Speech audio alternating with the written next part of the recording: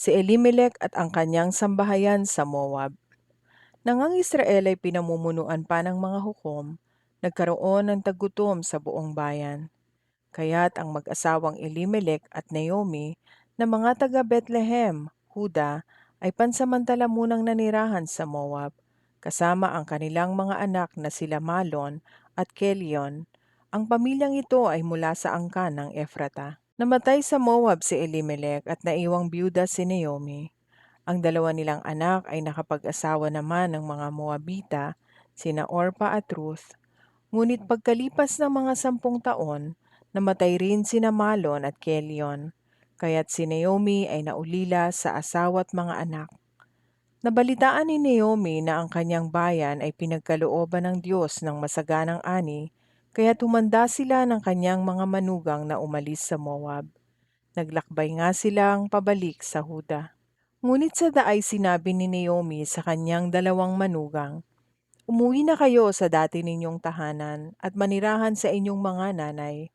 Kung paanong naging mabuti kayo sa mga yumao at sa akin, naway maging mabuti rin sa inyo si Yahweh. Itulot nawa ni Yahweh na kayo'y makapag-asawang muli at magkaroon ng panibagong pamilya." At sila'y hinagkan ni Naomi bilang pamamaalam.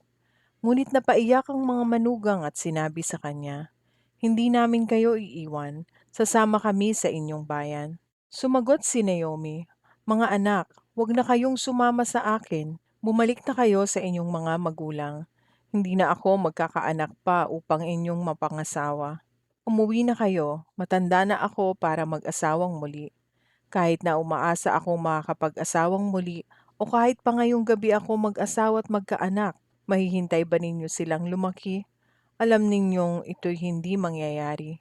Kaya mag-asawa na kayo ng iba.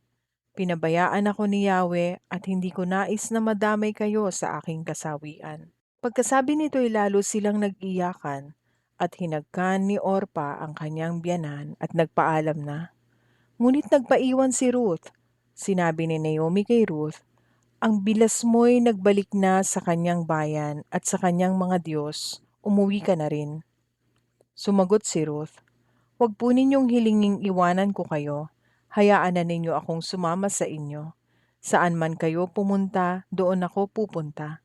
Kung saan kayo tumira, doon din ako titira. Ang inyong bayan ang magiging aking bayan, ang inyong Diyos ang magiging aking Diyos. Kung saan kayo mamamatay, doon ako mamamatay, at doon din ako malilibing.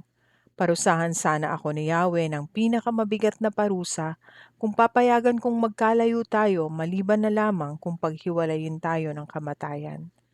Nang matiyak ni Naomi na hindi talaga magbabago ang isip ni Ruth na sumama sa kanya, hindi na siya tumutol. Kaya't nagpatuloy sila ng paglalakbay.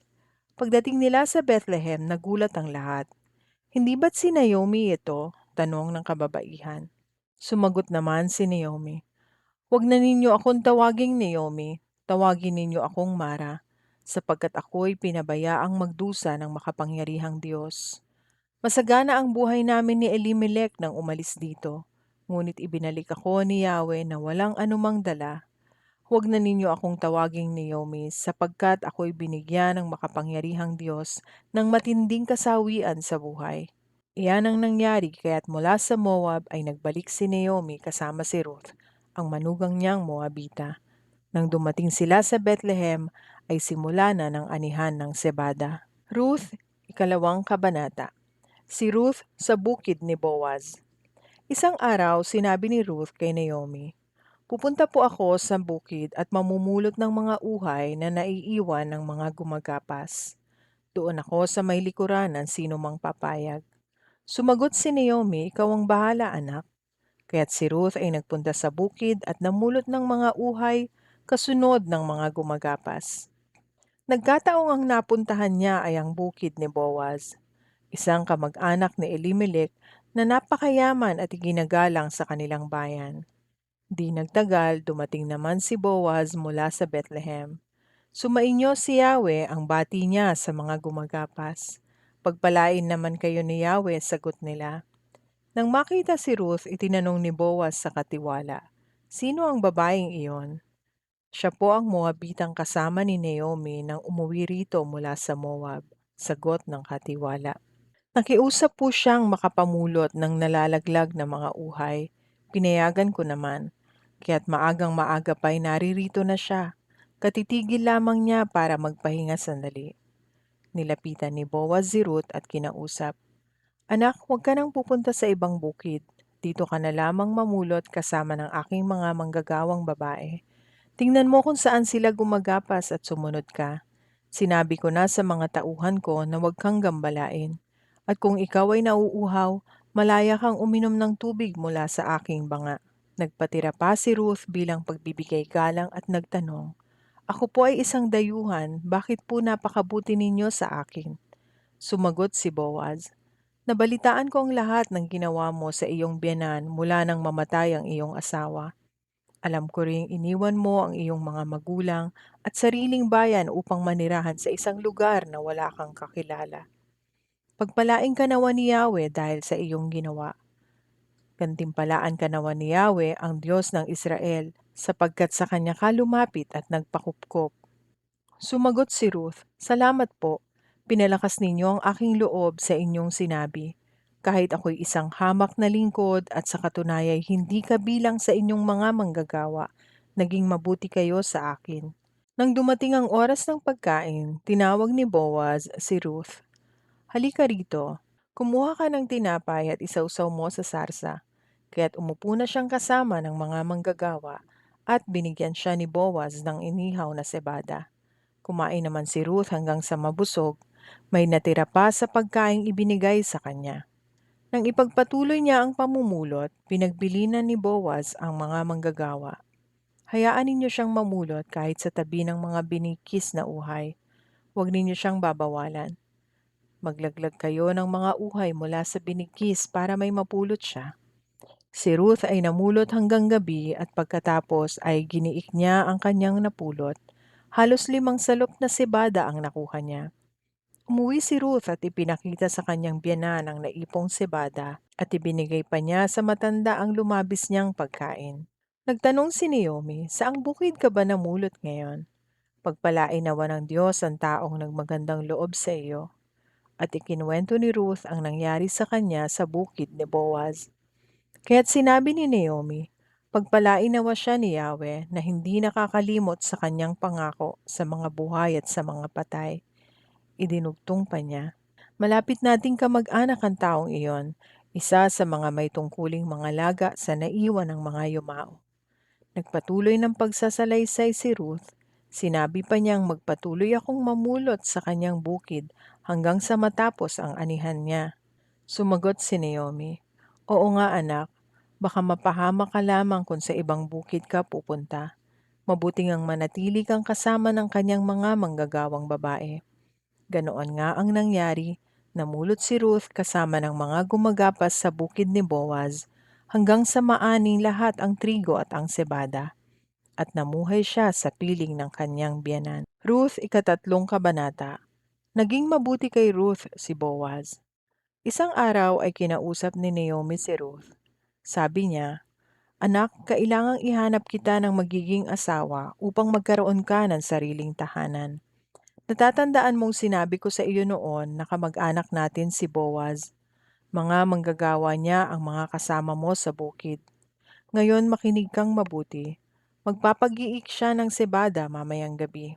Kaya't maligo ka, magpabango ka, at isuot mo ang pinakamaganda mong damit. Pagkatapos pumunta ka sa giikan. Ngunit huwag mong ipaalam na naroon ka hanggang sa makakain at makainom si Boaz. Tingnan mo kung saan siya matutulog. Lumapit ka, iangat mo ang takip ng kanyang paa at mahiga ka sa may paanan niya. Sasabihin niya sa iyo ang nararapat mong gawin. Sumagot si Ruth, gagawin ko pong lahat ang inyong sinabi. Nagpunta na nga si Ruth sa giikan upang isagawa ang lahat ng sinabi ng kanyang biyanan. Masaya si Boaz matapos kumain at uminom. Maya-maya'y nahiga siya at natulog sa tabi ng bunton ng sebada. Marahang lumapit si Ruth, iniangat ang takip ng paa ni Boaz at nahiga sa paanan nito.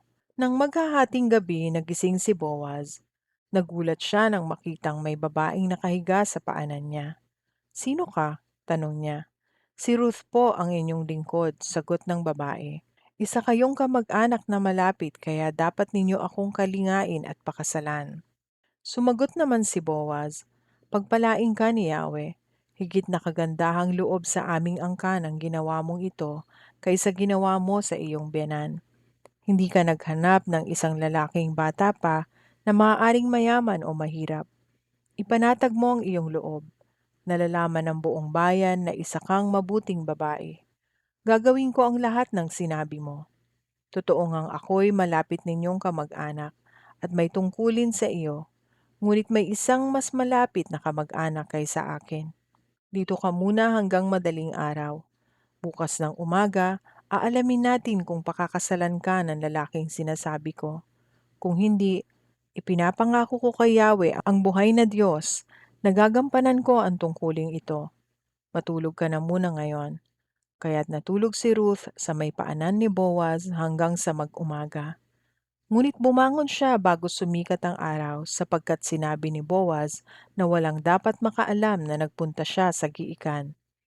Nang paalis na si Ruth, sinabi ni Boaz, "Iladlad mo ang iyong balabal." At ito'y nilagyan ni Boaz ng mahigit na kalahating kabang sebada. Ipinasa niya ito kay Ruth at tuluyan na itong umuwi. Nang makita siya ng kanyang biyanan ay tinanong siya nito, "Kumusta ang lakad mo, anak?" At sinabi ni Ruth ang buong pangyayari. Binigyan pa niya ako ng sebada sapagkat hindi raw po ako dapat umuwing walang dala, dugtong pa niya.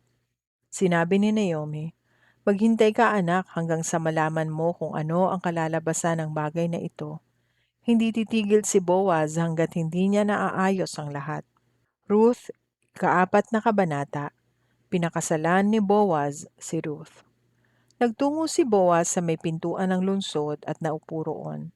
Di nagtagal, dumaan ang tinutukoy niyang pinakamalapit na kamag-anak ni Elimelech. "Pinsan, sandali lang. Maupo ka rito at may sasabihin ako sa iyo," sabi niya. Lumapit naman ang tinawag at naupo sa tabi ni Boaz. Tumawag si Boaz ng 10 pinuno ng bayan at inanyayahan ding maupo roon. Pagkatapos sinabi niya sa kanyang kamag-anak, "Ngayong nagbalik na si Naomi buhat sa Moab, nais niyang ipagbili ang bukid ng kamag-anak nating si Elimelech. Sa palagay ko'y dapat mo itong malaman sapagkat ikaw ang unang may karapatang bumili niyon. Kung gusto mo, bilhin mo iyon sa harap ng mga saksing pinuno ng bayan. Kung ayaw mo naman, ako ang bibili." "Bibilhin ko," sagot ng lalaki. Agad na sinabi ni Boaz, "Kung bibilhin mo kay Naomi ang bukid, kasama sa bilihan si Ruth, ang Moabitang biyuda ng ating pinsan, upang ang bukid ay manatili sa angkan ng namatay." Pagkarinig niyon, sumagot ang lalaki, "Kung ganoon, hindi ko na gagamitin ang aking karapatan, sapagkat manganganib namang mawala ang sarili kong mana. Ikaw na ang bumili." Ganito ang kaugalian sa Israel noong unang panahon. Kapag tinubos o binili ang isang ari-arian, hinuhubad ng nagtubos o nagbenta ang kanyang sandalyas at ibinibigay sa bumili bilang katibayan ng kanilang kasunduan. Kaya't nang sabihin ng lalaki kay Boaz na siya na ang bumili, hinubad nito ang kanyang sandalyas at ibinigay kay Boaz. Matapos tanggapin niyon, sinabi ni Boaz sa matatandang pinuno at sa ibang naroroon, "Kayo ang saksi ko na binili ko kay Naomi ang lahat ng nasa pangalan ni Elimelech at ni Kelion at Malon. Kasama sa bilihang ito ay magiging asawa ko si Ruth, ang Moabitang biyuda ni Malon, upang manatili sa angkan ng namatay ang mga ari-arian. Sa pamamagitan nito ay mananatiling buhay ang kanyang pangalan sa hanay ng kanyang kamag-anakan at sa kanyang bayan. Inuulit ko, saksi kayo sa bagay na ito."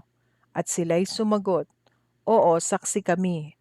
Sinabi naman ng matatanda, "Pagpalain nawa ni Yahweh ang babaeng iyon at bigyan ng maraming anak, gaya ni na Raquel at Leah na pinagmula ng lahing Israel. Ikaw naman, Boaz, sumagana ka nawa sa Efrata at kilalanin sa buong Bethlehem. Matulad nawa sa sambahayan ni Fares na anak ni Nahuda at Tamar, ang mga anak na ibibigay sa iyo ni Yahweh sa pamamagitan ng kabataang babaeng ito. Napangasawa nga ni Boaz si Ruth at inuwi sa kanyang tahanan. Pinagpala ni Yahweh si Ruth kaya't ito'y nagdalang tao at nanganak ng isang lalaki. Sinabi ng kababaihan kay Naomi, "Purihin si Yahweh, binigyan kanya sa araw na ito ng isang apo na kakalinga sa iyo. Maging tanyag nawa sa Israel ang bata. Maghatid nawa siya ng kaaliwan sa puso mo at mag-alaga sa iyong pagtanda. Ang mapagmahal mong manugang na nagsilang sa bata ay higit kaysa 7 anak na lalaki."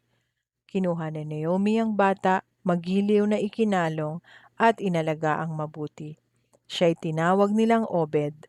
Ipinamalita nilang nagkaapo ng lalaki si Naomi. Si Obed ang siyang ama ni Jesse, na ama naman ni David, ang angkan ni David. Ito ang pagkakasunod-sunod ng angkan mula kay Fares hanggang kay David. Fares, Hezron, Ram, Aminadab, Naason, Salmon, Boaz, Obed, Jesse at David.